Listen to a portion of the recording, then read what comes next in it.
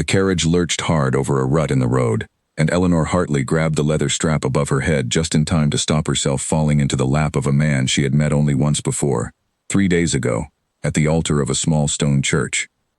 He did not reach out to steady her. He did not even look at her. His eyes stayed fixed on the window, on the gray fields sliding past, as though his new wife were no more than a piece of luggage that had shifted with the motion of the wheels. Eleanor straightened her spine and folded her hands in her lap, the way her mother had taught her to do when she was frightened and did not want anyone to see it. She was the Duchess of Ashbourne now. She had a ring on her finger and a husband beside her, and yet she had never in her life felt more alone. 3 days ago, her family's name had been worth nothing. Her father was dead, his debts unpaid, and the house she had grown up in belonged to strangers. Then a letter had come, offering marriage to a duke she had never met, in exchange for the settlement of every debt her father had left behind. She had said yes, because there had been no other answer to give. Her younger sister needed a roof over her head. Her mother needed medicine. A duke's name, even a cold one, was a shield against ruin. She had imagined, in the quiet hours before the wedding, that perhaps kindness would grow between them in time. She had not imagined this silence, not one word of comfort, not one smile. The Duke of Ashbourne was younger than she had expected, and handsomer too, with dark hair cut short and a jaw that seemed permanently set, as if he were always holding something back. But his eyes were the coldest thing she had ever seen on a living man. They looked at her the way one might look at an unwelcome letter, something to be dealt with and then set aside. "We will arrive within the hour," he said at last, his voice flat, still not turning his head.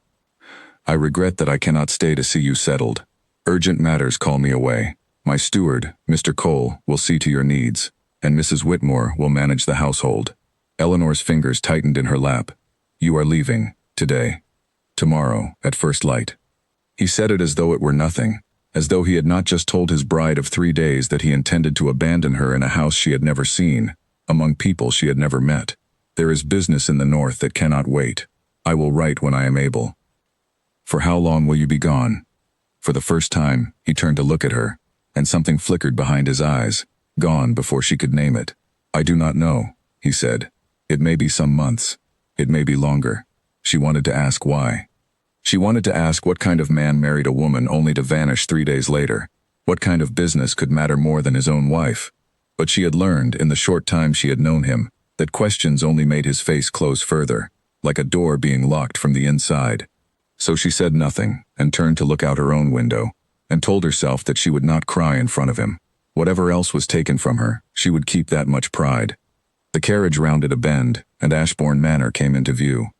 It rose out of the gray afternoon like something half-remembered from a dream, tall gray stone walls streaked dark with old rain, tall windows that caught no light because no one had thought to wash them, a roofline of towers and chimneys against a sky the color of ash.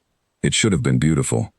Once, it clearly had been. Now it looked like a place that had given up waiting for anyone to love it. The gravel drive was overgrown with weeds pushing up between the stones. The hedges that lined the approach had grown wild and shapeless, reaching out with thorny arms as if to catch at the wheels of passing carriages. Not a single flower bloomed in what must once have been a garden. Eleanor had grown up in a modest house, but her mother had always kept window boxes full of color, had always insisted that a home without flowers was only a building. Ashbourne Manor was only a building. The carriage stopped before the great front doors, and a thin line of servants stood waiting on the steps, perhaps a dozen in all, where a house this size should have needed 50. Their livery was faded. Their faces, when Eleanor looked at them, held a particular kind of wariness, the look of people who had learned not to expect good news. The Duke handed her down from the carriage with cold, correct politeness, his gloved hand barely touching hers, and led her up the steps to where an older woman waited, tall and thin, with iron-gray hair pulled back so tightly it seemed to stretch the skin of her face. "Mrs. Whitmore," the Duke said. "The Duchess, see that she wants for nothing." "Your Grace?" Mrs. Whitmore curtsied, but her eyes, when they moved to Eleanor, held something Eleanor could not quite read, not unkindness. Something closer to pity, and beneath the pity, a warning, as though she wished to say something and could not. The Duke did not stay for supper. He ate alone in his study, a footman told Eleanor when she asked, and he did not wish to be disturbed. She sat alone at the long dining table, in a room built for 40 guests, with only the sound of her own fork against the china and the wind pressing at the windows for company. She thought of her sister's laugh, her mother's hand smoothing her hair, and she made herself eat every bite, because she would not let the house see her cry either. That night, lying in a bedroom so large her old bedroom could have fit inside it 3 times over, she heard footsteps in the corridor near midnight. She rose and opened her door a crack, in time to see the Duke passing by, still fully dressed, a candle in his hand, walking toward the west wing of the house. She had been told, briefly, by a nervous young maid, that the west wing was closed, shut up, not to be entered. She watched him go, his shoulders set, his face in the candlelight looking older than his years, carrying some private grief she could not begin to guess at. Then a door closed somewhere down the dark corridor, and the house was silent again. In the morning, before the sun had fully cleared the hills, she heard the carriage in the drive. She dressed quickly and came down in time to see him at the door, greatcoat already on, a single trunk being loaded by a groom. "Your Grace," she said, and he turned. For a moment, standing there in the pale morning light, he looked at her properly for the first time since their wedding, and she thought she saw, buried deep beneath the coldness, something like regret. Then it was gone, and his face was a wall again. "I wish you well, madam," he said. "Mr. Cole has instructions. Write to me if you require anything." He paused, his hand on the doorframe, and for one breath she thought he might say something more, something true. Instead, he only inclined his head and said, "Goodbye," and walked out into the gray morning without looking back. She stood in the doorway and watched the carriage roll away down the overgrown drive, past the wild hedges, until it turned the bend and was gone from sight, swallowed by the mist rising off the fields. Behind her, the great house waited, cold and silent and full of shadows, 30 rooms and more that she had not yet seen, a garden gone to weeds, a staff too thin and too frightened to speak freely, and a husband who had looked at her exactly twice with anything like feeling, and both times had turned away. Eleanor stood very still for a long moment, then she wiped her eyes with the back of her hand, once, firmly, the way her mother had taught her, and turned to face the house. She was the Duchess of Ashbourne. This was her home now, whether her husband cared for it or not, whether he ever came back to it or not. She would not spend the coming months, however many there were, sitting in a cold room waiting for a man who did not want to be found. "Mrs. Whitmore," she said, and the housekeeper appeared as though she had been waiting just out of sight, as perhaps she had. "I should like a full tour of the house, every room, and afterward I should like to see the gardens, and speak with whoever manages them." Something shifted in the older woman's face, surprise, and beneath it, the faintest flicker of hope, quickly hidden. "All the rooms, Your Grace? Even the west wing?" "Every room," Eleanor said again, more firmly this time, though her heart beat fast at the thought of that closed door and the candle in the dark. "I intend to know this house better than anyone in it, including my husband." Mrs. Whitmore studied her for a long moment, as if weighing something, and then, for the first time since Eleanor had arrived, something close to a smile touched the corners of her mouth. "Very good, Your Grace," she said. "This way, if you please." She thought as she walked, of the letter that had changed her life, the careful legal language that had promised her family safety, in exchange for her name and her future. She had read it a dozen times before she signed it, searching between the lines for some hint of the man who had written it, or rather, whose solicitor had written it on his behalf. There had been nothing personal in it at all. No warmth, no curiosity about the woman he was agreeing to marry, only terms and figures and a date for the wedding. She had told herself, in the carriage on the way to the church, that terms and figures could still grow into something more. People married for far less than a shared roof and a common name, and sometimes, given time, they came to care for one another regardless of how the marriage had begun. She had held on to that small hope through the ceremony, through the cold ride north, through the silent supper alone at the long table. She was not ready, not yet, to let it go entirely, however little encouragement she had been given to keep it. And so, on her first morning alone in a house full of secrets, with weeds in the garden and dust on every windowsill and a locked wing she was not yet permitted to enter, Eleanor Hartley, now Duchess of Ashbourne, began the long work of turning a house that no one loved into a home. She did not yet know what waited behind the door in the west wing. She did not know why her husband's eyes had looked so haunted in the candlelight, or what business could matter more to him than the wife he had married and abandoned within 3 days. She only knew that she would not wait quietly for answers. She would find them herself, one room at a time, one weed pulled from the garden at a time, until the truth of Ashbourne Manor, and of the man who owned it, stood revealed before her. The wind pressed against the tall windows as she followed Mrs. Whitmore down the first long corridor, and somewhere far off in the house, a door that should have been locked creaked softly on its hinges, as though the manor itself had been waiting a long time for someone to finally come looking. The key would not turn. Eleanor stood before the tall oak door at the end of the west corridor, the same door she had watched her husband disappear through on her first night at Ashbourne Manor, and pressed the old iron key that Mrs. Whitmore had finally, reluctantly, placed in her hand. It stuck fast in the lock, refusing to move, as though the house itself did not want her to see what lay beyond. "Perhaps it is for the best, Your Grace," Mrs. Whitmore said from behind her, wringing her hands in her apron. "Some rooms are better left closed." "A house is not a place for secrets kept from its own mistress," Eleanor said, and gave the key one final, determined twist. Something inside the mechanism gave way with a groan, and the door swung inward on hinges that had not moved in what looked like years. Dust rose in the pale light from the corridor, thick and undisturbed, coating every surface like a gray blanket laid carefully over the room. It had been a lady's sitting room once, that much was clear. A small writing desk stood beneath a shuttered window, its surface still holding an inkwell gone dry and a scattering of yellowed papers. A portrait hung above the cold fireplace, its subject veiled beneath a sheet of pale cloth that someone had thrown over it long ago and never removed. Eleanor crossed the room slowly, feeling as though she were trespassing somewhere she had no right to be, and drew the cloth away from the portrait. A woman looked back at her from the canvas, young, dark-haired, with a face full of warmth and a smile that seemed to promise laughter just a moment away. She wore a gown from perhaps 10 years past, and in her arms she held a small child, no more than a baby, wrapped in white linen. "Who is this?" Eleanor asked, though something in her chest already suspected the answer would not be a simple one. Mrs. Whitmore did not answer at once. She stood in the doorway, one hand pressed to the frame as though she needed it to hold herself steady, and when she finally spoke, her voice had gone very quiet. "That is Lady Margaret," she said, "the Duke's mother, and the child in her arms is His Grace himself, when he was but a few months old." Eleanor let out a breath she had not realized she was holding. Not a first wife, then. Not the ghost of some earlier marriage that might explain her husband's coldness toward her specifically. Something older, and perhaps deeper. "She died when he was young?" "When he was 7, Mrs. Whitmore said. "A fever took her in the space of a single week. I was newly come to the house then, myself only a girl working under the old housekeeper, but I remember it well. His Grace's father was never the same man after. He closed this wing within the month and forbade anyone to speak her name inside these walls.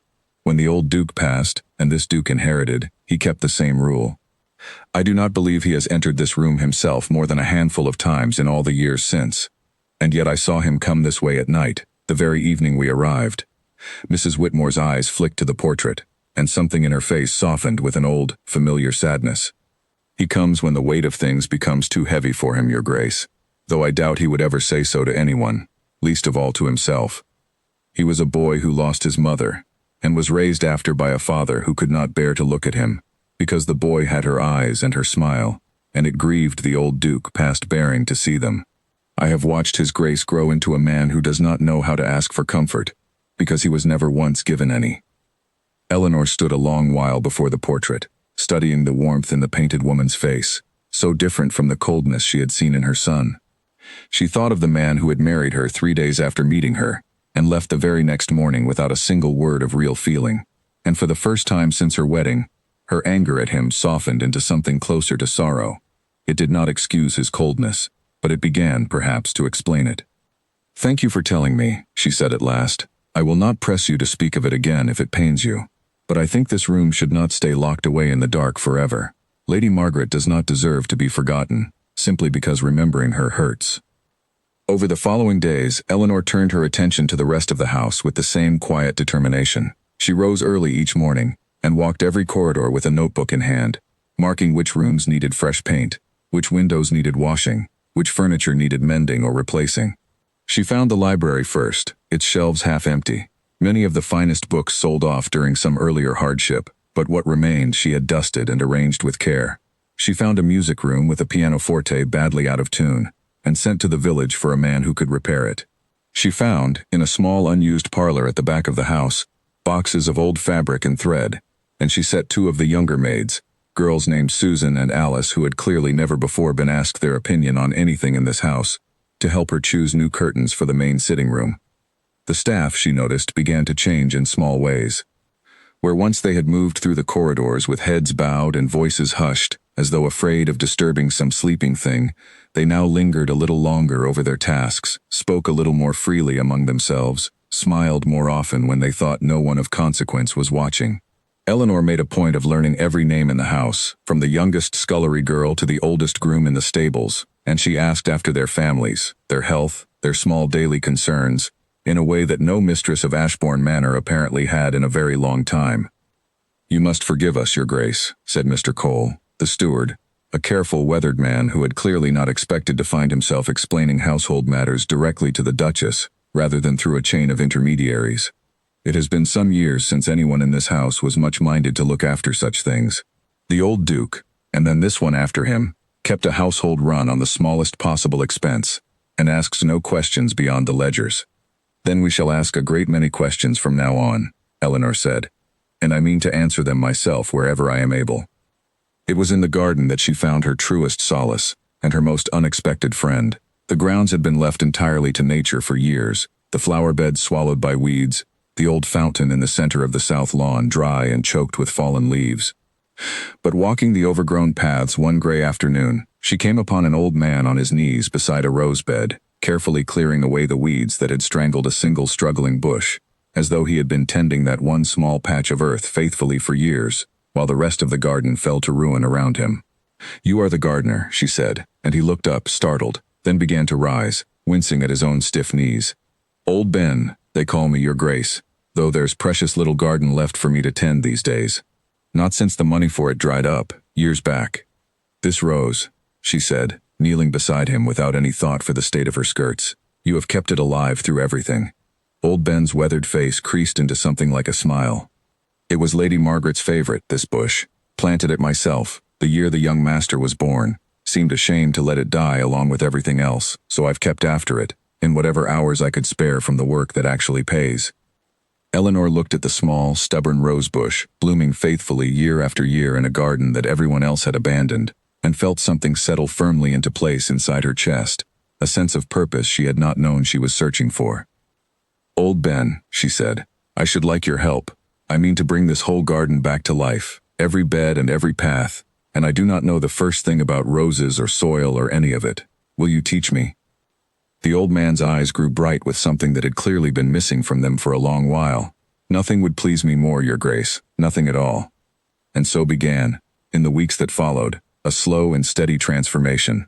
Eleanor spent her mornings with old Ben in the garden, her hands growing rough and her simple gowns stained with earth, learning the names of flowers and the secrets of soil, while her afternoons were given to the house itself, room by room, curtain by curtain, until Ashbourne Manor began, very slowly, to breathe again.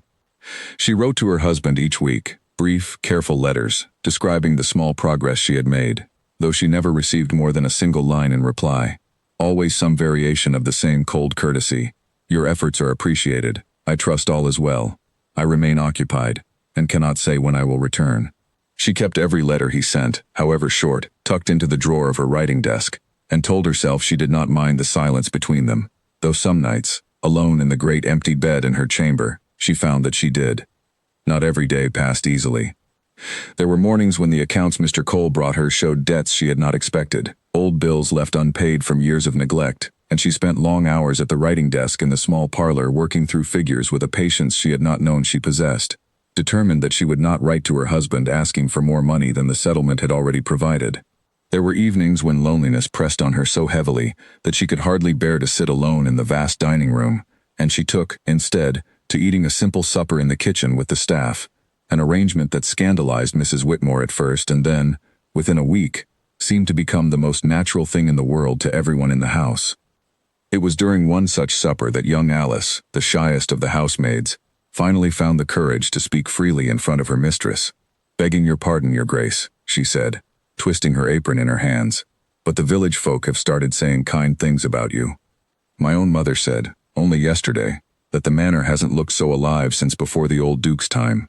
"Since Lady Margaret's time, you mean," Eleanor said gently, and saw the whole table go quiet at the name, though not with the old fear she had noticed on her first days in the house. This silence was softer, closer to remembering than to dread. "She was kind to everyone," said Susan, the other young maid, emboldened by her friend's courage. My grandmother worked in the kitchens then. Said the house used to have music in it near every evening, and flowers in every room, not just the ones for company. Eleanor thought of the silent, echoing rooms she had first walked through, and of the roses now blooming again along the garden paths, and felt a fierce, quiet satisfaction settle into her chest. She was not simply restoring a house. She was calling something back that had been driven away by grief and left to wither for far too long. Mr. Cole, too, began to change in her presence, growing less guarded with each passing week, until one afternoon he confided to her, over the household ledgers, that he had served the Ashbourne family for nearly 30 years, and had feared, in recent times, that he would live to see the estate fall entirely into ruin before his service ended. "I had begun to believe, Your Grace, that this house had forgotten how to be loved," he admitted, not quite meeting her eyes. "I am glad to find myself mistaken." "It had not forgotten," Eleanor said. "It was only waiting. Houses are patient, Mr. Cole, far more patient than the people who live in them." One evening, nearly a month after her arrival, she returned once more to the locked room in the west wing, now unlocked and kept so, and stood before the portrait of Lady Margaret with a bouquet of fresh roses cut from the garden that very morning, the first blooms old Ben's careful tending had coaxed from the neglected beds. "I do not know if you can hear me," she said softly to the painted face, feeling foolish even as she spoke, "but I mean to take care of your garden and your house, and I mean to take care of your son too, if he will ever let me close enough to try. I think he needs someone to, more than he knows." She set the roses in a vase beneath the portrait and left the door standing open behind her as she walked away, so that whatever light the corridor held might reach into that room at last, after all the long years of darkness. She did not know, as she walked back down the west corridor that evening, that a letter was already on its way north, carried by a rider through the gathering dusk, a letter from Mr. Cole to the Duke himself, describing in careful, respectful detail all that his young wife had accomplished in one short month at Ashbourne Manor. She did not know that her husband would read that letter 3 times over by candlelight in a cold, rented room many miles away, and that something in his chest, long closed and long guarded, would ache in a way he had not permitted himself to feel in years. She only knew that the house felt less like a tomb now, and more, each day, like something that might yet become a home. And for the first time since her wedding day, lying in the dark that night, Eleanor allowed herself to hope that the man she had married, whoever he truly was beneath the coldness, might one day find his way back to it, and to her. Lord Pembroke arrived at Ashbourne Manor on a bright spring morning, uninvited and entirely too pleased with himself, driving a curricle so polished it seemed to insult the still modest gravel of the drive. "My dear Duchess," he said, sweeping his hat from his head as Eleanor came out to meet him, having been warned only minutes before by a breathless Susan that a fine gentleman's carriage had turned in at the gate. "Forgive the intrusion. I was traveling through the county, and could not resist calling on Ashbourne's most talked-about resident." "I was not aware I was talked about, my lord," Eleanor said, though she kept her tone pleasant, mindful of appearances even as something in her wished to send him straight back down the drive. "Talked about with great admiration, I assure you." He fell into step beside her as she led him, out of politeness rather than any wish for his company, toward the newly restored rose garden. "The whole county has heard how you have brought this old place back from the dead, and all while your husband gallivants about the north on business he will not name to anyone. It is rather remarkable, is it not, that a man could leave so lovely a bride so thoroughly alone?" "His Grace's business is his own affair," Eleanor said evenly, though the words struck closer to a wound than she wished to admit. "And I have found more than enough to occupy myself here." "Admirable loyalty," Pembroke said, with a smile that did not reach his eyes, "to a man who has shown you so little of the same.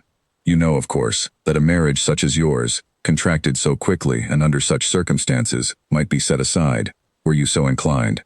I have connections who could advise you on the matter most discreetly. A woman of your evident talents deserves better than an absent husband and a house of ghosts." Eleanor stopped walking and turned to face him fully, and whatever softness had remained in her expression fell away entirely. "Lord Pembroke, I will thank you not to speak of setting aside a marriage I have no wish to end. This house is not a house of ghosts. It is my home, and I have worked a great deal too hard these past months to hear it spoken of so carelessly by a man who has been inside it for less than a quarter of an hour." Something flickered across Pembroke's face, surprise, and beneath it, a flash of irritation quickly smoothed away. "You are more spirited than I was led to believe, Your Grace." "I am precisely as spirited as I have always been," she said. "I simply did not think it necessary to display it for a stranger until he gave me reason." "Good day, my lord. I am certain you have other counties to travel through." She did not wait to see him escorted from the property, but walked back into the house with her chin held high, and her hands, once out of sight, trembling only slightly with the effort of holding her composure. It was one thing to endure her husband's silence in private. It was quite another to hear it spoken of so plainly, and so cruelly, by a man who had known her for less time than it had taken him to drive up the approach. That night she sat at her writing desk longer than usual. 3 attempts at a letter to her husband crumpled and discarded, before she settled on words that felt honest without sounding bitter. "Your Grace," she wrote, "I hope this letter finds you well. The garden has come along a great deal since I last wrote, and old Ben tells me we shall have roses enough by midsummer to fill every room in the house. Mr. Cole and I have finished reviewing the accounts, and I believe I have found a way to settle the debt owed to the miller without further burden to the estate. The staff are well, and ask after you often, though I confess I have grown rather better acquainted with the running of Ashbourne than I ever expected to be. I hope your business concludes soon.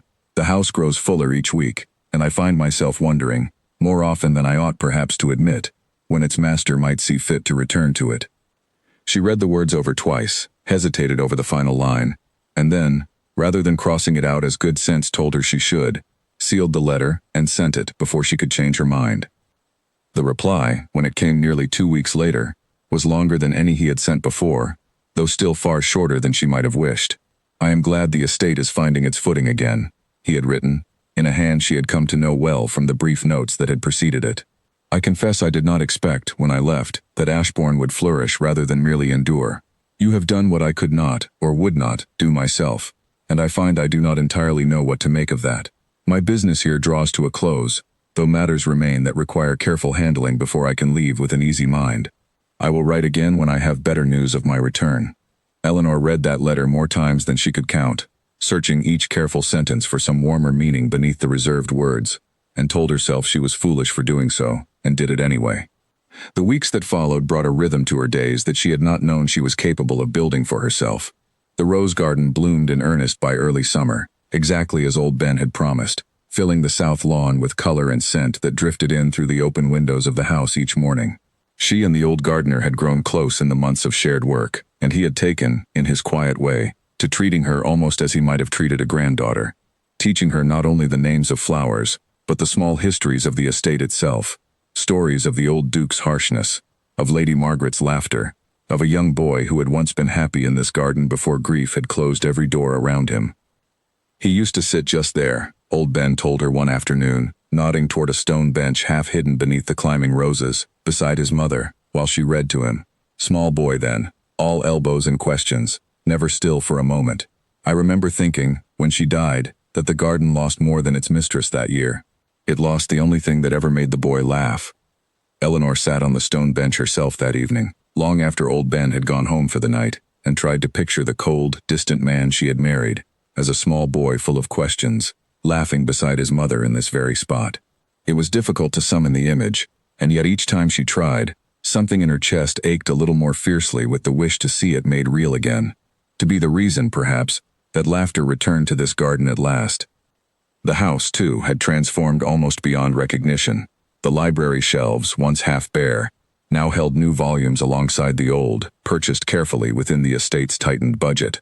The music room saw regular use, for Eleanor had discovered in herself a modest talent at the pianoforte, long neglected since her girlhood, and had taken to playing in the evenings while Susan and Alice, their work finished for the day, sometimes lingered in the doorway to listen.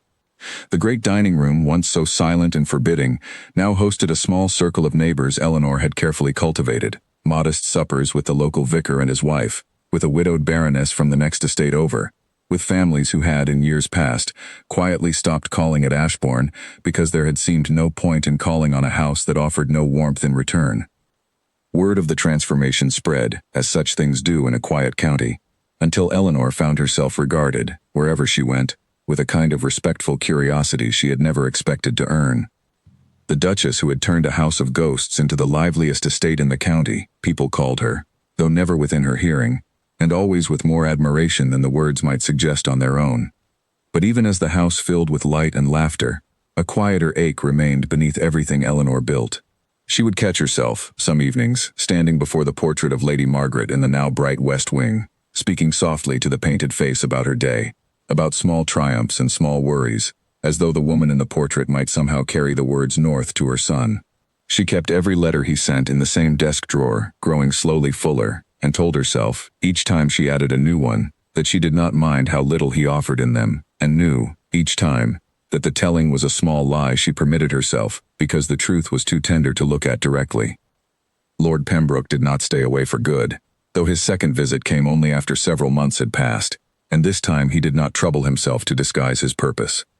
He arrived one afternoon in late summer while Eleanor was in the garden with old Ben, her sleeves rolled and her hands full of cut roses, and she saw at once, from the set of his shoulders as he crossed the lawn toward her, that he had not come merely to admire the flowers.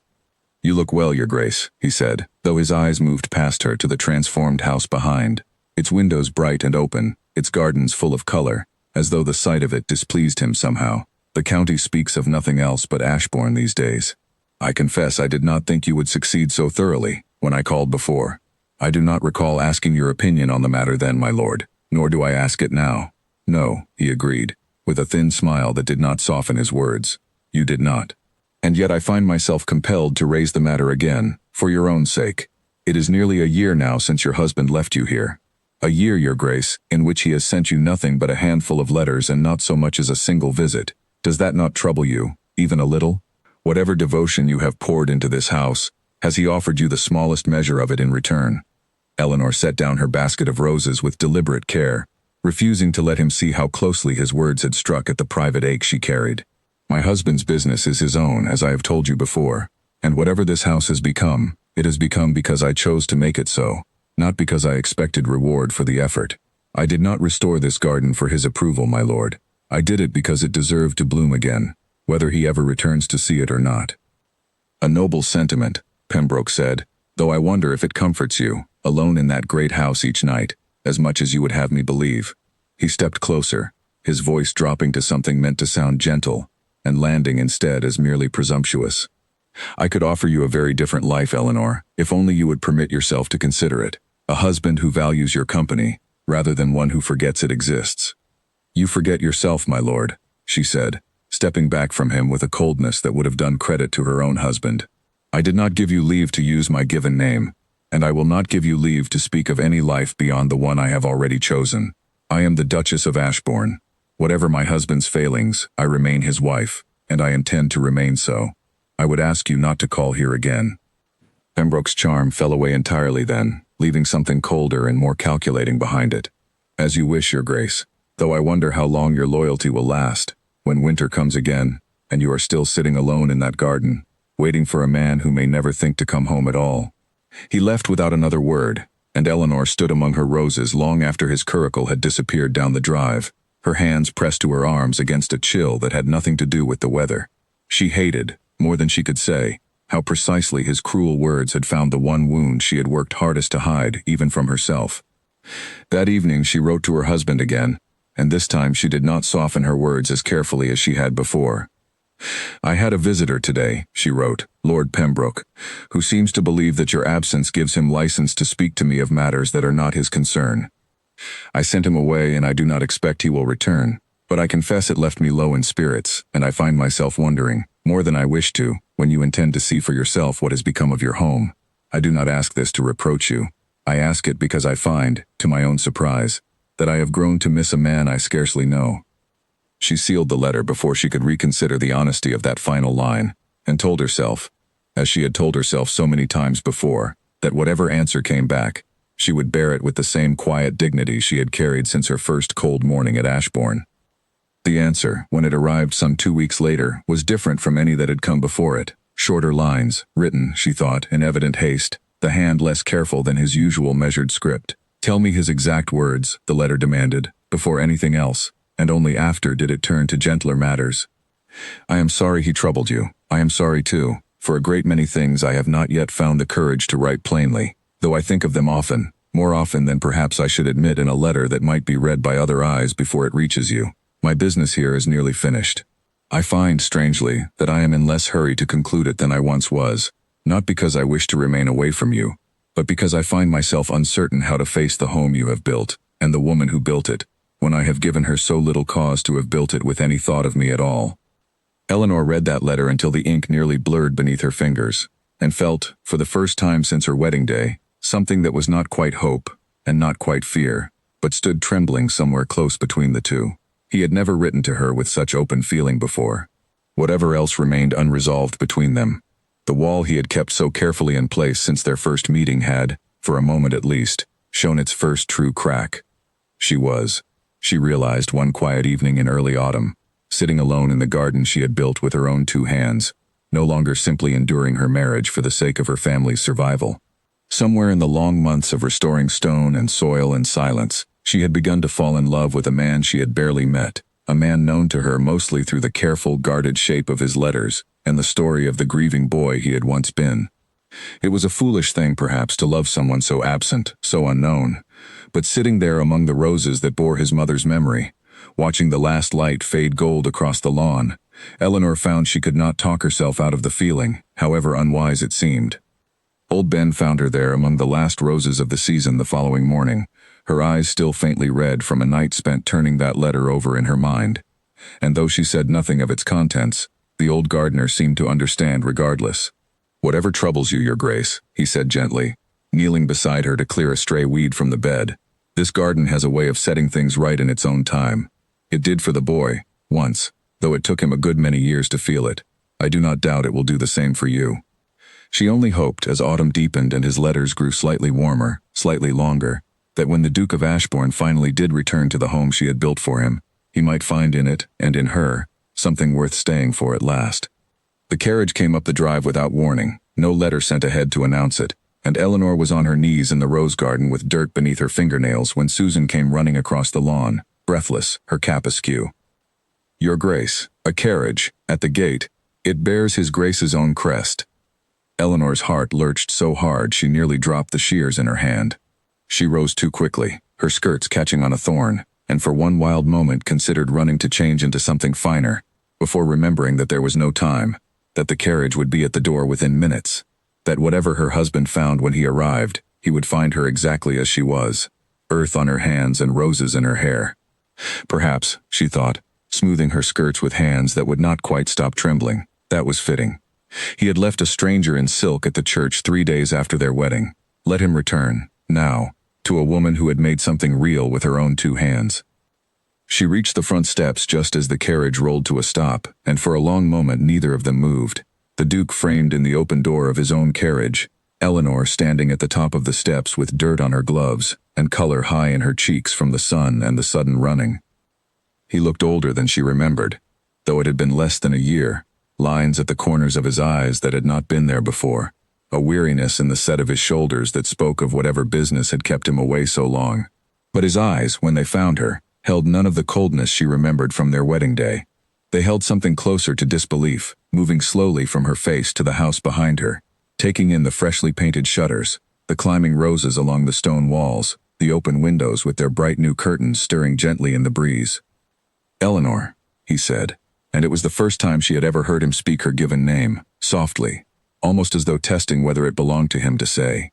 "Your Grace." She dropped a small curtsy, mindful still of the staff gathering quietly in the doorway behind her, though her voice shook slightly with the effort of keeping it steady. "We did not expect you. Had we known, we would have prepared a proper welcome." "I did not think to send word," he admitted, stepping down from the carriage at last, his eyes still moving over the transformed grounds, as though he could not quite trust what he was seeing. "I told myself I wished to surprise you. I think now, perhaps, I feared that if I wrote ahead, you might ask me not to come at all, and I would not have blamed you for it." "I would never have asked that," she said quietly, and something in his face eased, just slightly, at the words. He walked slowly up the steps toward her, and stopped an arm's length away, close enough now that she could see the genuine astonishment still written across his features. "Mr. Cole's letters described improvements, but I confess I did not imagine anything close to this. The garden, the house, even the staff looked changed somehow, though I cannot say precisely how." "They are happier," Eleanor said simply. "A house reflects the people in it, Your Grace. I only gave them reason to hope again." "And did you find any reason to hope, in all this time?" His voice had gone quieter, more careful, as though the question cost him something to ask. "I gave you very little cause to, when I left you here so soon after our wedding." She held his gaze steadily, though her heart beat fast enough that she was certain he must hear it. "I found reason enough, Your Grace, in the work itself, and in the people who welcomed me, despite everything. Whether I found reason to hope for anything beyond that, I think, depends a great deal on what you intend to do now that you have finally returned." Something flickered across his face at that, and for a moment she thought he might simply turn and retreat back into the safety of formal courtesy, as he had so often done before. Instead, to her genuine surprise, he offered her his arm. "Will you show me what you have built?" he asked. "All of it. I find I would very much like to see it through your eyes, rather than through Mr. Cole's careful accounting."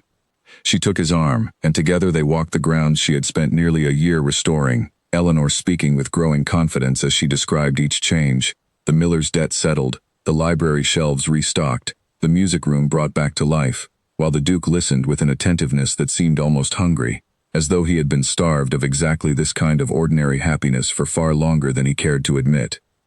When they reached the stone bench beneath the climbing roses, the very spot old Ben had once described to her, the Duke stopped walking entirely, his gaze fixed on the bench with an expression Eleanor could not quite read, grief and wonder tangled together.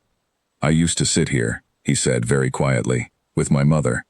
I had almost forgotten. It has been so many years since anyone tended this part of the garden that I thought the bench itself must have rotted away by now." "Old Ben kept the rose bush alive," Eleanor said gently, "even when everything else was left to ruin. He told me it was your mother's favorite." The Duke lowered himself slowly onto the bench, and for a long moment said nothing at all, his eyes fixed on the roses climbing the old stone wall behind it. When he finally spoke, his voice had lost every trace of the cold formality she remembered from their wedding day. "I have not sat in this garden since the week she died. My father closed it up entirely, along with her rooms, and forbade anyone to speak of her. I think he could not bear to be reminded of what he had lost, and so he chose instead to erase every trace of her, as though that might make the grief easier to carry. It did not. It only left me with nowhere to grieve her at all." Eleanor sat down beside him, close enough that their hands nearly touched on the worn stone between them. "I found her portrait, in the west wing. I opened the room myself, though Mrs. Whitmore begged me to leave it closed. I could not bear the thought of a mother forgotten simply because remembering her caused pain." He turned to look at her then, something raw and unguarded in his expression that she had never once seen from him before, not at their wedding, not in any of his careful, measured letters. "You opened it," he repeated, as though the fact of it astonished him more than anything else she had told him. "No one has entered that room in 20 years, Eleanor. Not even I could bring myself to face it fully. And yet you, a stranger to this house, to this family, simply opened the door and let the light back in." "I am not a stranger to this house," she said more firmly than she intended. "I am its duchess, whatever else I might be to you. I could not live in a home built on locked doors and forbidden names. I wanted to know this family, all of it, even the parts that had been buried away out of grief." He reached out, slowly, as though unsure whether he had any right to do so, and took her earth-stained hand in his own gloved one. "I left you here alone," he said, "not because I did not care what became of you, but because I did not know how to be a husband to anyone, least of all to a woman I had married so hastily and knew so little. I told myself distance would spare you from whatever coldness my father passed down to me. I see now it only left you to build a home entirely without me, and I do not know whether I have any right to ask to be part of it now, so late, when you have already done the work of making it yours alone."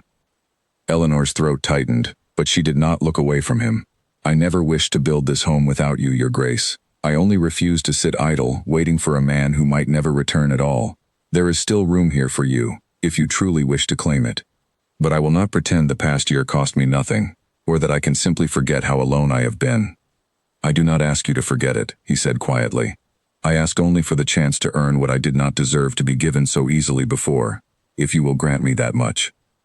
Around them, the garden held its breath, the last light of afternoon falling gold across the roses his mother had once loved, and for the first time since her wedding day, Eleanor allowed herself to believe that the man beside her, however guarded, however late, might yet prove himself worth the hope she had refused to fully abandon through all the long months of his absence.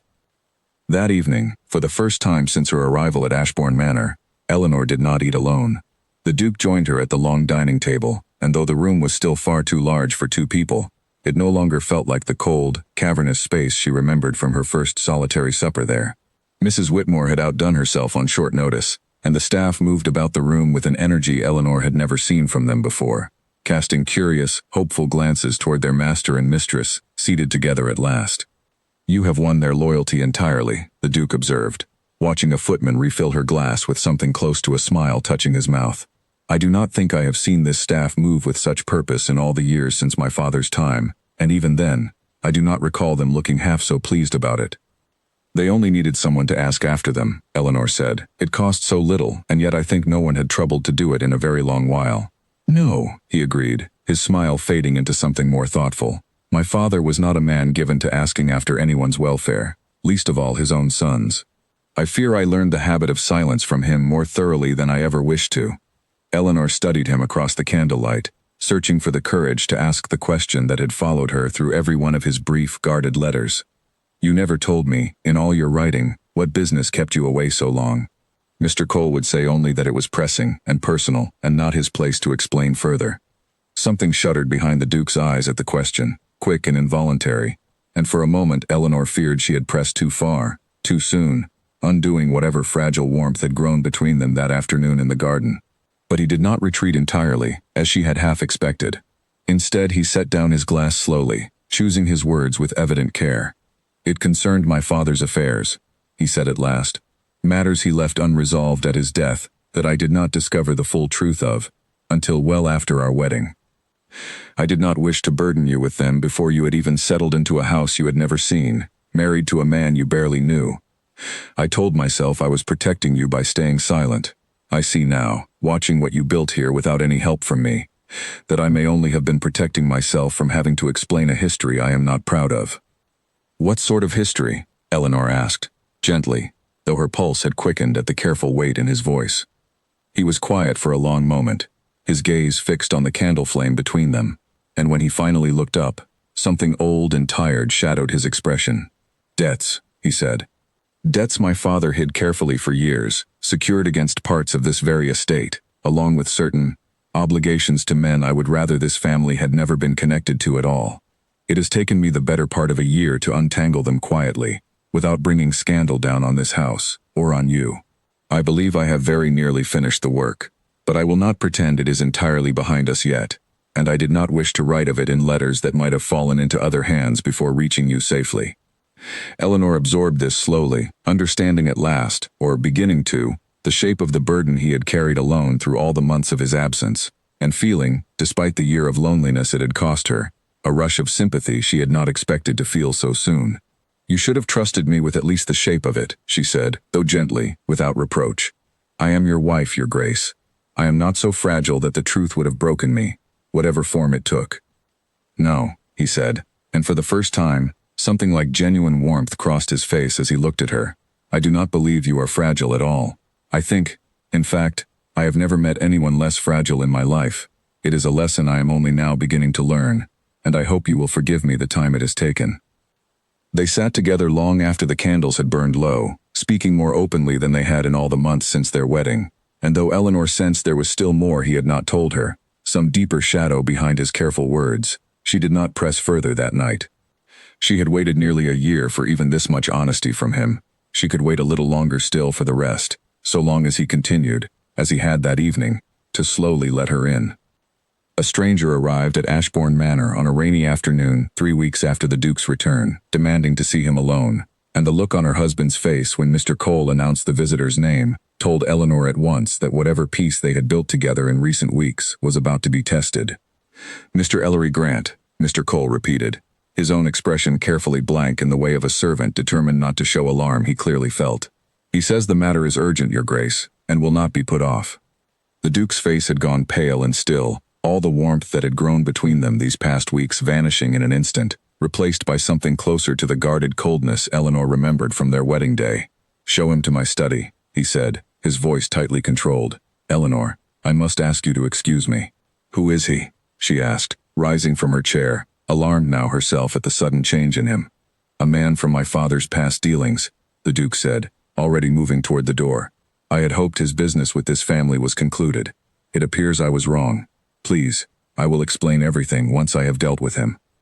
He left her standing in the sitting room, her half-finished embroidery forgotten in her lap, and though she told herself she would wait patiently as he had asked, the minutes stretched long and uneasy, and she found herself within the half hour, standing outside the closed door of his study, unable to stay away. The voices within were low but unmistakably tense, and though she could not make out every word, certain phrases carried clearly enough through the heavy oak door to chill her where she stood. Your father's promise. A debt of honor, not merely of coin. The girl who was meant to have been your bride, before you married elsewhere so hastily. Eleanor's breath caught, and she pressed her hand flat against the wall to steady herself. A bride. Meant for him, before their own hurried marriage. She had known, in some distant way, that a man of his rank and age might well have had some understanding before their own match was arranged so suddenly, but he had never once spoken of it, not in all the months of careful letters, not even in the honesty of their reunion in the garden. She withdrew from the door before either man might discover her there, her thoughts churning with a confusion that felt uncomfortably close to betrayal, and retreated to the west wing, to the portrait of Lady Margaret, seeking some measure of calm in the quiet room that had become, over the long months, something close to her own private refuge. She did not have to wait long before her husband found her there. He entered slowly, his face still drawn with whatever conversation had passed in the study, and stopped short at the sight of her standing before his mother's portrait, something like guilt flickering across his features. You heard, he said. It was not a question. Enough to be troubled by it, Eleanor admitted, turning to face him fully. Is it true? Was there an understanding, before our own marriage was arranged? He crossed the room slowly and lowered himself into the chair beside the cold fireplace, the same chair she suspected, where he had sat many times in the years before she came, alone with his grief and whatever burdens his father had left behind. There was an arrangement my father made, some years before his death, with a family whose fortunes had become entangled with his own through certain debts. He gave his word that I would marry the daughter, once I came of age and the timing suited. I knew nothing of it until after his death, when the details of his affairs finally came to light. And yet you married me instead, Eleanor said carefully, so quickly, and so suddenly, within weeks of your father's passing. Because I could not honor an arrangement I never made myself, to a woman I had met only twice in my life, and felt nothing for beyond distant courtesy, he said, meeting her eyes directly now. My father's solicitor pressed the matter hard after his death, insisting the family's claim upon our fortune, and upon my hand was a debt of honor that could not simply be set aside. I chose instead to marry elsewhere before the matter could be forced upon me, to a woman whose own family's circumstances meant she would understand, I hoped, the necessity of a hasty match, without demanding explanations I was not yet prepared to give. Eleanor felt something cold settle in her chest at the plain admission. So our marriage was not simply a matter of convenience for my family's sake, it was also your escape from an obligation you did not wish to honor. Yes, he said, and did not look away from the accusation in her voice, though it clearly cost him something to hold her gaze. I will not lie to you now, having already kept too much silent for too long. I married you, in part, to free myself from a bargain I despised. But Eleanor, whatever the reasons that brought us together, they are not the reasons I find myself standing here now, unable to imagine this house, or my life, without you in it. And the man who came today, Mr. Grant, what does he want? The Duke's jaw tightened. He represents the family my father promised me to. They claim the arrangement still stands, regardless of my marriage, and threaten to bring the matter before the courts, to expose my father's debts, and drag this family's name through scandal, unless I settle a sum they believe is owed them for the broken promise. It is the same matter that has kept me away from you this past year. The debts I told you of that night at supper. I believed I had nearly resolved it. It seems I was wrong. Eleanor sank slowly into the chair opposite him, her earlier anger tangled now with a sharper fear. And if you cannot settle it, what then? Then it becomes a public matter, he said grimly. My father's debts exposed, this family's name dragged through every drawing room in London, and very possibly, the loss of a significant portion of the estate to satisfy the claim. I have spent the better part of a year trying to prevent exactly this outcome, quietly, without troubling you with the details, and I confess I do not yet know if I have succeeded. You should have told me from the beginning, Eleanor said, and this time there was real hurt in her voice, sharper than she intended.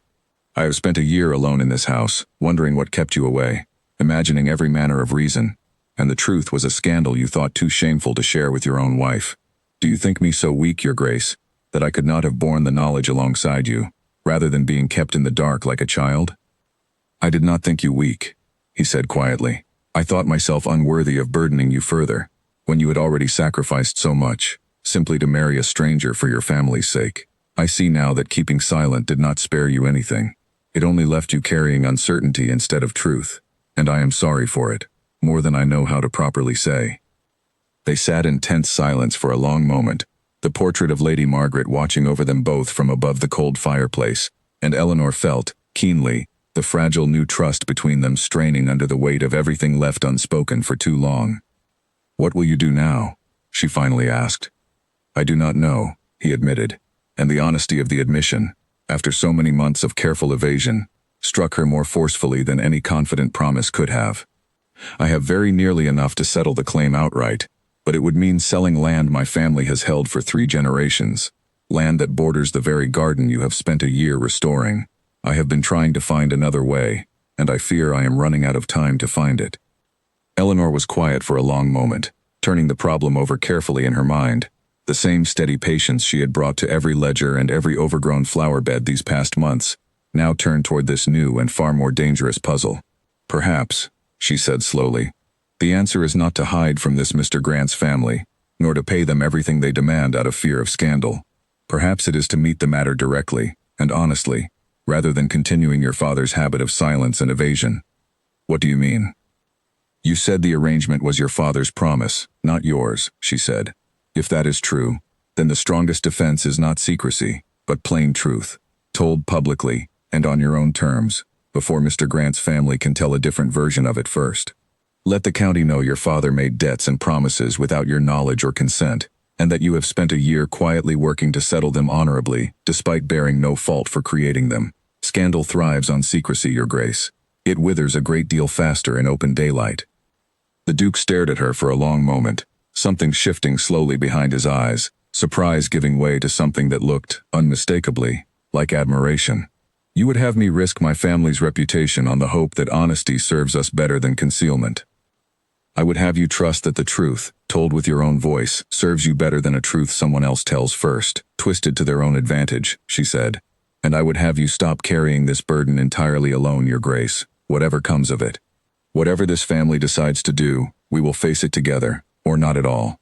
Something in his face broke open then, the last remnants of the careful distance he had kept even through their reconciliation finally giving way entirely, and he crossed the small space between their chairs and knelt before her, taking both her hands in his.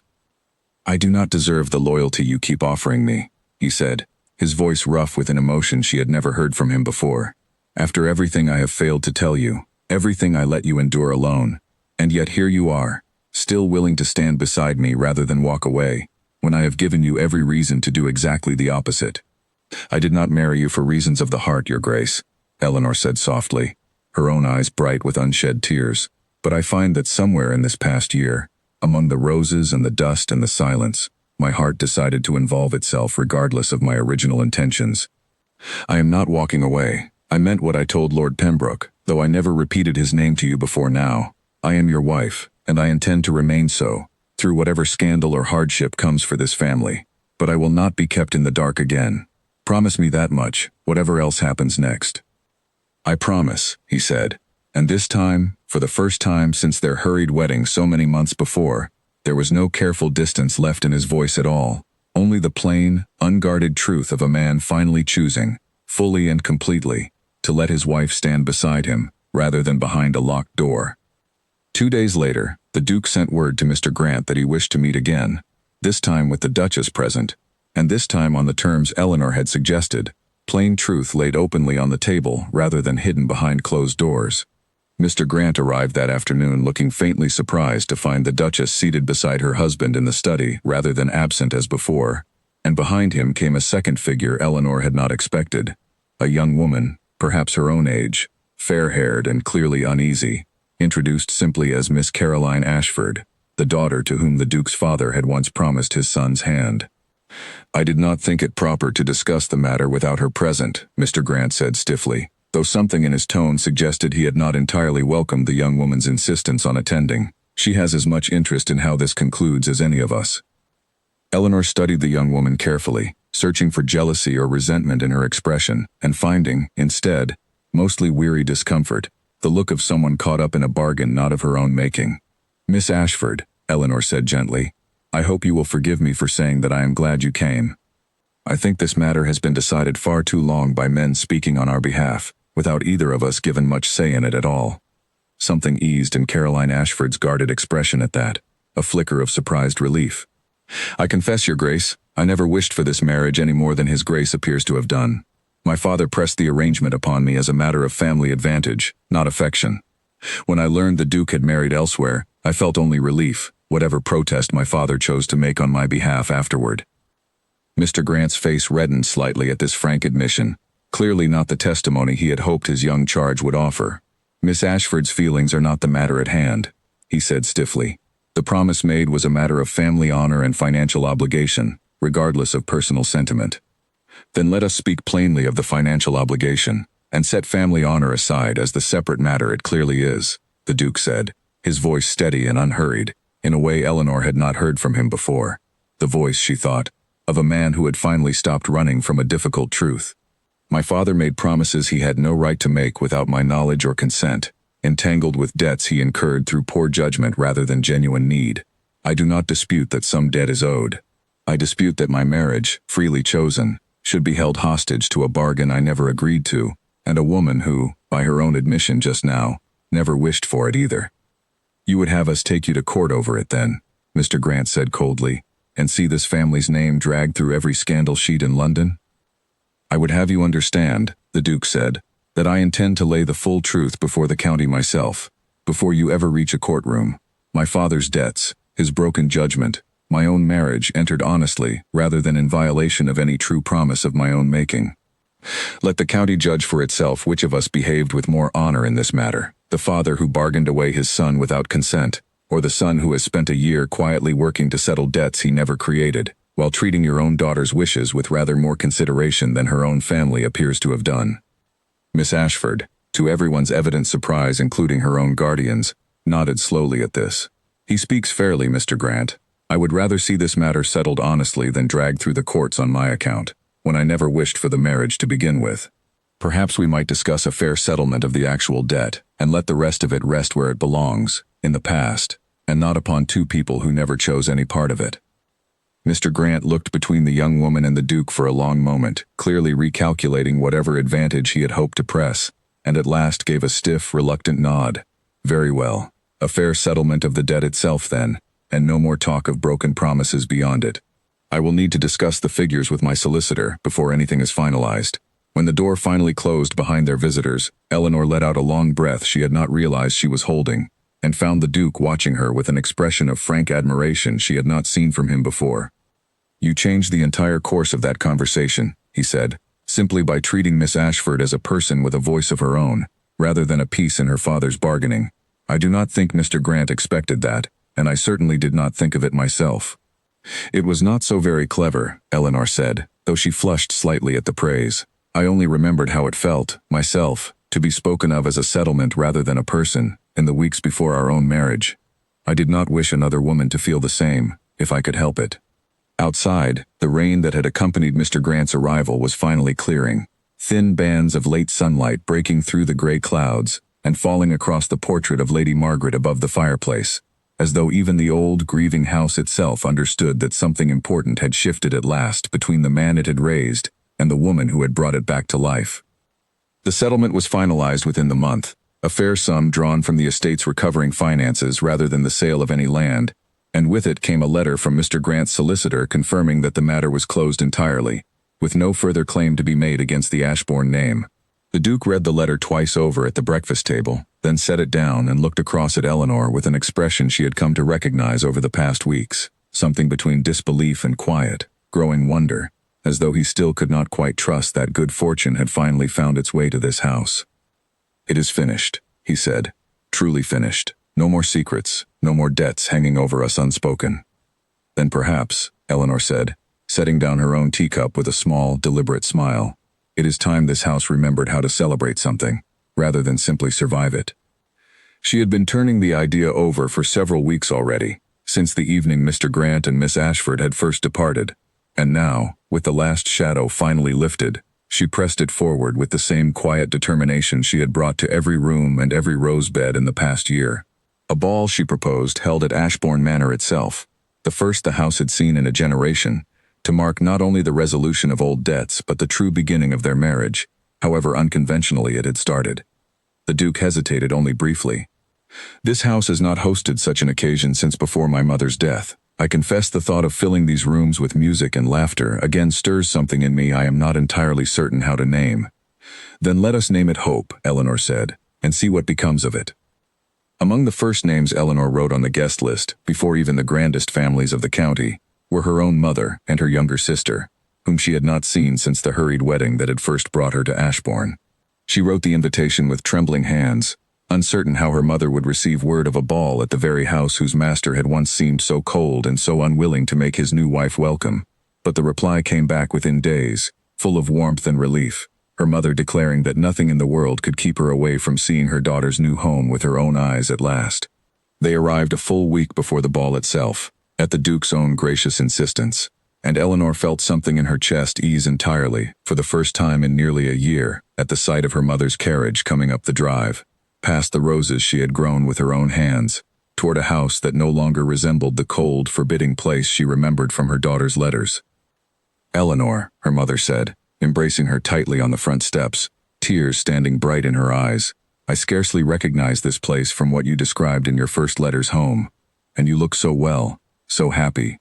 I confess I feared, when you first left for this marriage, that I had traded your happiness for our own survival, and the guilt of it has weighed on me every day since."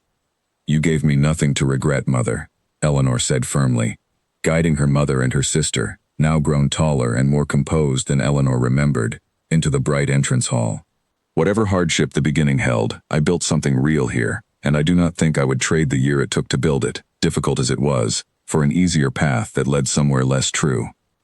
The Duke greeted her family with a warmth that startled Eleanor nearly as much as it clearly startled her mother, insisting they take the finest guest rooms in the house and personally escorting her young sister, wide-eyed at the size of the manor, through the gardens Eleanor had restored, patiently answering every eager question the girl posed about roses and fountains and the history of the old stone walls. Watching him kneel beside her sister to show her how old Ben grafted new rose stems onto older, hardier roots, Eleanor felt her heart swell with a tenderness she had not expected to feel quite so soon, watching the careful, guarded man she had married slowly become someone capable of such easy, patient kindness. "He is nothing like his letters made him sound," her mother confided quietly one evening, as they sat together in the newly restored sitting room, the fire crackling warm against the autumn chill outside. "I worried, reading your early letters home, that I had sent my daughter into a house of ice. I am glad to see how thoroughly I was mistaken, and gladder still to see how much of the thawing I suspect was your own doing rather than his." "It was both of ours in the end," Eleanor said, though she could not entirely keep the pride from her voice. "He needed only someone willing to stay long enough to see past the coldness to what lay beneath it. I am only glad I was stubborn enough to try."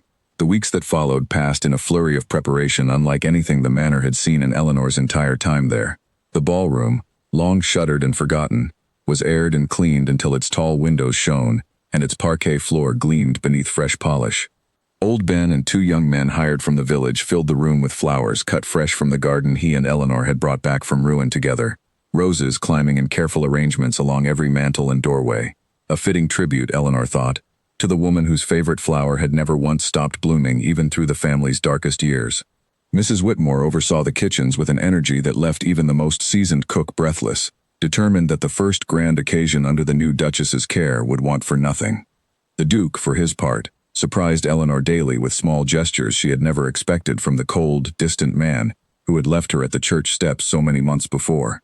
He sought her opinion on every decision, from the musicians hired to the guests invited, and more than once she found him simply watching her across a room, with an expression of open affection he no longer troubled himself to hide from the staff or from her. "You are different," she told him one evening as they walked together through the ballroom checking the final arrangements, "from the man I married. Or perhaps," she added more thoughtfully, "you are simply becoming, at last, the man you might always have been, had grief not closed so many doors around you so young." "I think it is both," he admitted, taking her hand as they walked. "I do not know that I could have found my way back to that man alone. It took you, and this garden, and a year of watching you refuse to give up on a house that had long since given up on itself, to remind me that warmth was still possible here, even after everything my father's coldness took from us both." On the night of the ball itself, Ashbourne Manor blazed with light for the first time in 20 years. every window glowing gold against the darkness, carriages winding up the drive in a steady stream, the county's finest families arriving in numbers Eleanor had scarcely dared hope for when she first proposed the idea. Lord Pembroke came among them, she noted with private satisfaction, offering only a stiff, correct bow before retreating quickly into the crowd, clearly having heard by now how thoroughly his earlier schemes had failed to take root. Miss Caroline Ashford arrived as well, on the Duke's own invitation, and spent a pleasant hour deep in conversation with a young gentleman from a neighboring estate who seemed, from what Eleanor observed across the room, rather more genuinely taken with her than any arrangement of her father's had ever managed to be. The vicar and his wife came, and the widowed baroness, and dozens of families who had once quietly stopped calling at a house that offered no warmth and now arrived eager to see for themselves the transformation the entire county had spent a year discussing in hushed, admiring tones. Susan and Alice, permitted for one evening to watch the dancing from the edge of the room rather than serve within it, stood wide-eyed at the spectacle their own hard work had helped make possible, and old Ben, dressed in his best coat for the occasion, accepted more than one compliment on the roses filling every corner of the ballroom with quiet, weathered pride. Eleanor's mother, seated in a place of honor near the great hearth, watched the dancing with an expression of quiet disbelief, occasionally leaning toward Eleanor's sister to whisper some memory of how different this same room had looked in old stories passed down through the county, back when Lady Margaret herself had hosted evenings very much like this one. "Your father would have been proud to see you standing here tonight," she told Eleanor softly, catching her hand as she passed. "Not because of the title, or the grand house, though I will admit it is a very fine house indeed, because of what you made of it, entirely through your own effort and your own heart." Mr. Cole, too, found a quiet moment to approach Eleanor during a pause in the dancing, his usually composed face touched with something close to emotion. "I have served this family the better part of 30 years, Your Grace, through grief and neglect, and years I feared would never see any real joy return to these halls. I did not think, when you first arrived asking to see every room in the house, that I would live to see a night such as this. Thank you for giving this old house, and this old servant, something worth believing in again." "You gave me every bit as much help as I gave the house, Mr. Cole," Eleanor said warmly. "None of this would have been possible without your steady hand guiding the accounts, or Mrs. Whitmore's patience, or old Ben's roses. I only gave the house permission to hope again. The rest of you did the harder work of proving that hope was worth the effort." Across the room, she caught sight of the Duke deep in conversation with Miss Ashford's young gentleman admirer, the two men laughing easily over some shared joke, and felt a fresh wave of quiet wonder at how thoroughly the shadows that had once hung over this family seemed finally, truly, to be lifting. Even Lord Pembroke, watching from a distant corner with what remained of his wounded pride, could do nothing now to disturb the warmth that had settled so firmly over Ashbourne Manor and everyone within it. It was near midnight, the dancing at its height, when the Duke drew Eleanor away from the crowd and out through the tall glass doors onto the terrace overlooking the garden, now bathed in silver moonlight, the roses along the balustrade nodding gently in the cool night air. "I wish to speak to you properly," he said, "away from all the noise and all the eyes watching us, though I confess half the county has likely already guessed what I mean to say." "And what is that, Your Grace?" Eleanor asked, though something in her chest had already begun to lift with quiet anticipation. He took both her hands in his, the same gesture he had offered her once before in his study, though this time there was no shadow of scandal or fear hanging over them, only the clear night sky and the distant sound of music drifting through the open doors. "When we married, it was a bargain struck out of necessity, mine to escape an arrangement I despised, yours to save a family in danger of ruin. I gave you nothing of myself in those early months, only silence and distance, and a house I could not bear to face myself.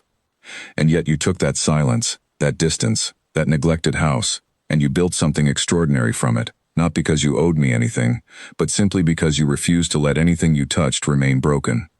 "It was never only the house I meant to mend," Eleanor said softly, her eyes bright in the moonlight. "No," he agreed, "I do not think it was, and I find, standing here tonight, that I can no longer pretend our marriage remains the cold bargain it began as. I love you, Eleanor, not out of gratitude for what you have done for this estate, though I am grateful beyond words, but for the woman you have shown yourself to be in every choice you have made since the day you arrived here, dirt on your hands and courage in your heart, refusing to let grief and silence win. I do not know that I deserve you. I know only that I do not wish to spend another day of my life pretending I do not love you completely." Eleanor felt the tears she had been holding back all evening finally spill over, though she was smiling too widely to mind them. I fell in love with you somewhere among the roses, Your Grace, though I could not tell you the precise day it happened. Perhaps it was reading your letters until the ink blurred, or hearing old Ben speak of the boy you once were, or watching you finally choose honesty over silence when it mattered most. I only know that whatever bargain first brought us together, it is not the reason I choose to stay now. I stay because I love you, entirely, and because this house, and this life we have built together, feels more like home to me than anywhere I have ever lived before. He drew her close then, beneath the silver moonlight and the climbing roses his mother had once loved, and kissed her properly for the first time since their wedding day. No longer two strangers bound by necessity, but two people who had found, against every early expectation, something real and lasting between them.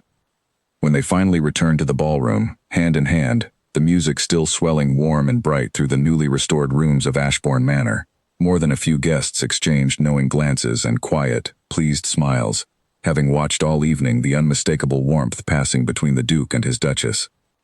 Mrs. Whitmore, standing near the doorway with a rare, unguarded smile of her own, caught Eleanor's eye across the room and gave a small, approving nod, as though passing silent judgment on a year's worth of hard work finally come to its rightful reward. Later, long after the last carriage had rolled away down the drive and the great house had settled into a quiet, contented stillness, Eleanor and her husband walked once more through the west wing, past the portrait of Lady Margaret, now hung in a room bright with fresh paint and cut roses rather than dust and shadow. I think she would be glad, the Duke said softly, looking up at his mother's painted smile, to see this house full of light again. I think, Eleanor said, slipping her hand into his, she would be glad to see her son happy again. More than anything else, the house was only ever a reflection of that. They stood together a long while before the portrait, and then walked on through the quiet corridors of the home they had built together, no longer a lonely manor and a loveless marriage, but a true and lasting home, filled at last with everything it had been waiting so long, in the silence and the shadows, to become again. Spring came early to Ashbourne the following year, the roses along the garden wall budding a full fortnight before old Ben predicted they would, as though the whole estate had decided, after so many years of quiet waiting, that it would delay its blooming no longer than it absolutely had to. Eleanor stood at the nursery window on a bright morning in April, watching the light spill gold across the newly turned earth of what had once been the neglected south lawn, now given over entirely to a children's garden, small and bright, and full of the kind of flowers a young child might love best, tall sunflowers and cheerful marigolds planted alongside the more stately roses. In her arms she held her daughter, barely 3 months old, dark-haired like her father, with a stubborn set to her small chin that old Ben had already declared, with great satisfaction, was the very image of the old Duke's mother in her portrait. "You spoil her already," the Duke said from the doorway, watching his wife sway gently with their daughter, a smile tugging at his mouth that had become, over the past 2 years, as natural to him as breathing, though it had once seemed such a rare and guarded thing. "Mrs. Whitmore tells me you have had old Ben planting an entire garden just for her, though she cannot yet walk 2 steps on her own." "She will grow into it soon enough," Eleanor said, turning to smile at him as he crossed the room and pressed a kiss first to her temple and then to the soft dark curls of their daughter's head. "I do not intend for her to grow up wondering whether this house has room enough for joy, the way her father once did. I mean for her to know nothing else." The Duke's smile softened into something more thoughtful, his eyes drifting to the portrait of his mother that now hung, framed and well-loved, in the nursery itself, rather than the shadowed west wing room where Eleanor had first found it. "I think, watching you with her, that you have already ensured as much. She will never know the cold house I grew up in. She will only know this one, full of flowers and laughter, and people who love her without condition. I confess I sometimes envy her that, though I would not trade the harder path that led me here for an easier one, that never brought me to you."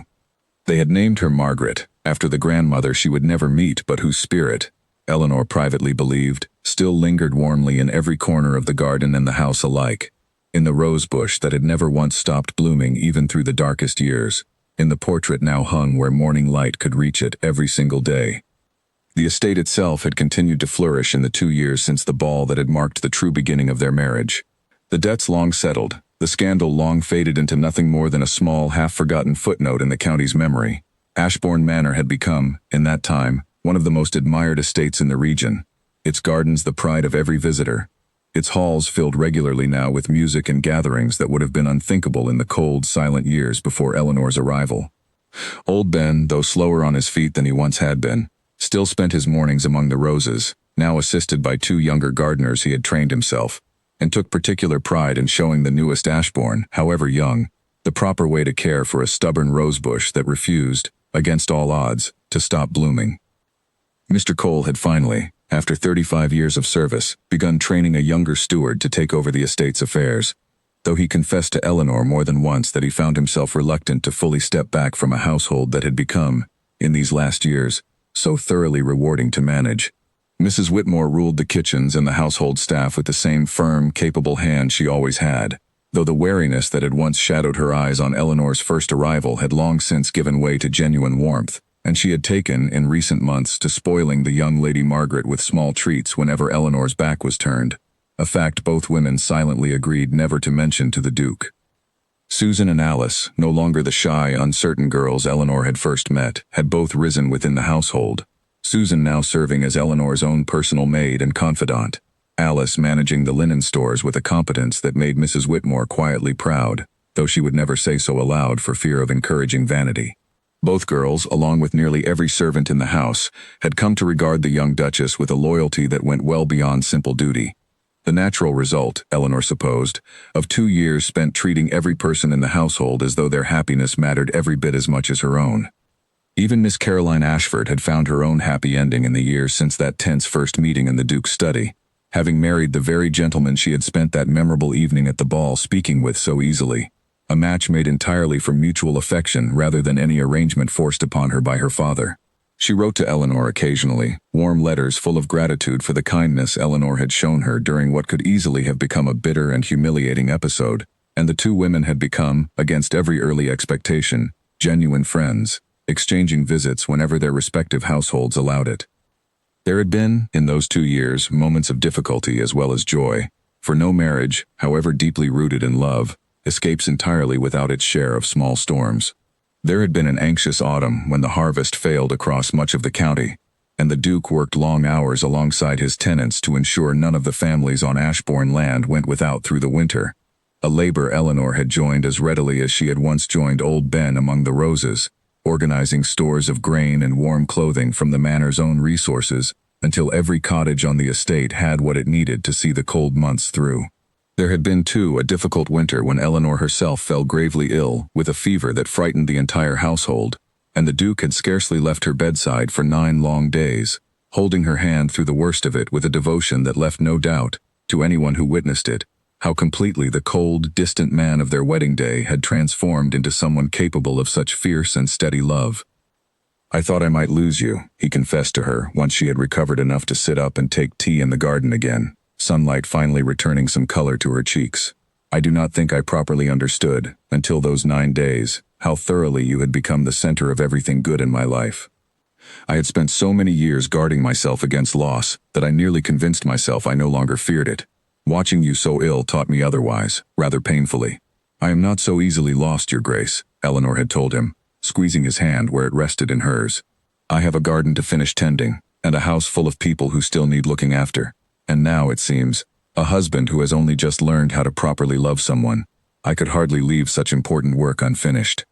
It was shortly after her recovery that spring that they learned of her expectation of their first child, news that seemed to lift the last remaining shadow from the estate entirely, and the Duke had insisted, against Eleanor's own gentle protests that it was hardly necessary, on having the nursery prepared with the same careful attention she had once given to restoring the rest of the house, choosing soft yellow curtains himself and personally selecting the spot beside the window where Lady Margaret's portrait would hang, so that their child might grow up knowing the grandmother she would never meet through the same warm, watching smile that had first drawn Eleanor into the family's long-buried history.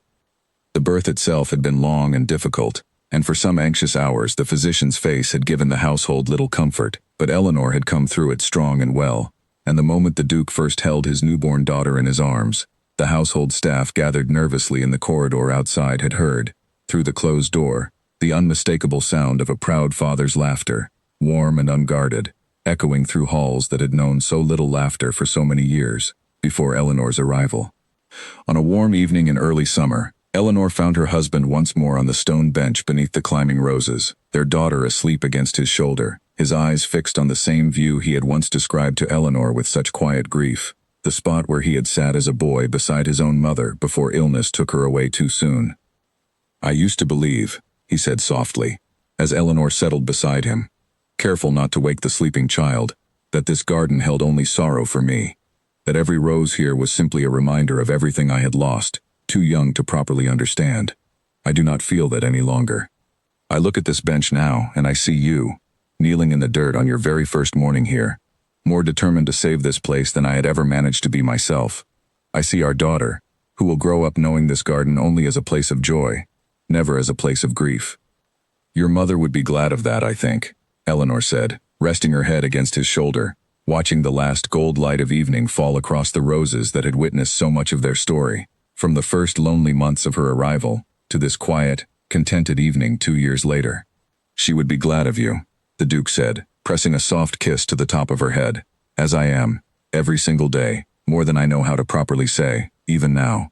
They sat together in comfortable silence, as the evening deepened around them, the great house behind them, glowing warm with lamplight in every window, no longer the lonely, forgotten manor Eleanor had first arrived to nearly 3 years before, but a true and lasting home, built one room, one rose, one honest conversation at a time, by two people who had begun as strangers bound by necessity, and had found, against every early expectation, something far more lasting and far more precious waiting for them at the end of that difficult road.